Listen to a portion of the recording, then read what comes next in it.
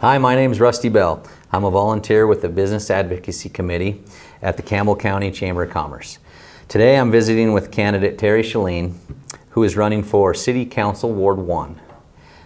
We have invited Terry to talk with us today about her views on the business issues. So the first question, can you please provide an example of a way you have supported the Campbell County business community? Well, Rusty, I worked as the communications and media specialist for the Campbell County Chamber of Commerce, so I got a really up close and personal business view while I worked there, and I got to know a lot of great people that work with the business community, and I think that that was a crucial part in my decision to run for city council as well, because I want to help the businesses in this community grow, and the chamber is a super important part of that. Another important part of the chamber is the Campbell County Chamber of Commerce Energizers, which I was lucky enough to work as the liaison with, and I got to know that group very well. They're an invaluable group. They go out in the community, they act as the ambassadors for the chamber, they get to know the businesses in town, and they learn what their needs are, and they go out and promote those businesses. So I think that's invaluable, and that experience, I think, really has helped me understand the business community a lot better. I also served as the city appointee on the Joint Powers Lodging Tax Board, which brings the funds in from our lodging tax here in town, which visitors pay when they come and stay overnight stays in hotels, and then that tax dollars is used by the Campbell County Convention and Visitors Bureau to help promote tourism in the county, which includes our local businesses, retail, restaurants, hotels. All of those things are an invaluable part of the business community. Right now I'm working as the Destination Marketing Organization Manager for the Campbell County Convention and Visitors Bureau. It's an amazing job. My job is to promote tourism, to increase overnight stays, to bring more people into this county.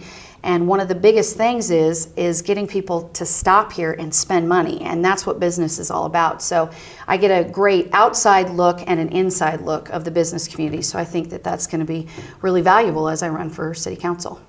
What would you do to improve overall business climate in the city? I think one of the best ways to support businesses in town is to shop local. You hear that a lot, but it's definitely true, and I learned a lot of that working for the Chamber of Commerce. It's important to support our large businesses as well as our small businesses, including the large businesses that employ Gillette residents and the small businesses where residents actually own the business. All of those businesses are so important to this county, and by us shopping local, it keeps the money in town. Therefore, they can continue to grow their business and offer more services, and that's key in a business community. The other thing it does is it creates sales tax dollars, and the sales tax is incredibly invaluable to this county. The sales tax is what provides the city's infrastructure and all the incredible extra services that we enjoy in this community that makes this a great place to live. So by doing those things and keeping that money in this county, people are just going to continue to grow their businesses and keep living in this county and working in this county, and I think that's important. I also think we need to visit with the local business owners, find out what their needs are, find out what they need as a growing business in the community. And I think groups such as the Chamber of Commerce, Energy Capital Economic Development, the Gillette Main Street, those are huge pieces of the pie. They have their finger on the pulse of the business community, and I think the city needs to work closely with them to help bring new businesses and keep the businesses we have here. Another key component that I think is huge is the Gillette College.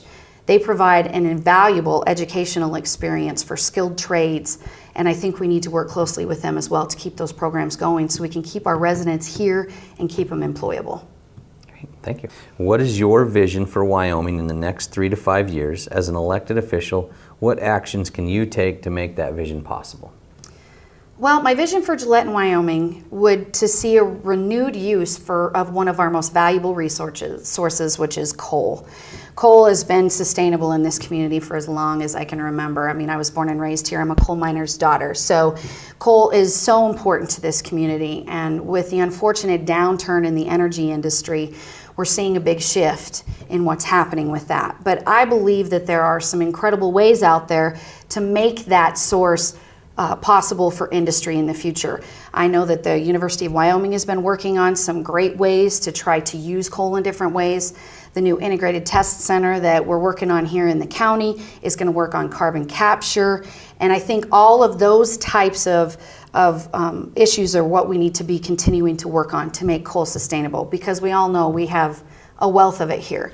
So I think it would be a travesty to see it stay in the ground with all the changes. I think we got to find better ways to make it work, since obviously the climate of the country is changing and we're not going to stop that. I think one of the ways to do that is to work with the city and the county and the state of Wyoming. The governor has come out and said, we're going to keep working to make coal stay in this state, and I think that's great. And I think we need to work with the governor and support him in any way we can on the county level, the city level, so that we can keep coal as a great source to keep people in this town, keep us working here, so people can stay. This is a great community. We have top-notch schools, top-notch facilities, top-notch infrastructure. Everything we have here is the best that it could possibly be. And I know people love this community and they want to stay here and they want to raise their families, and we've got to help them do that.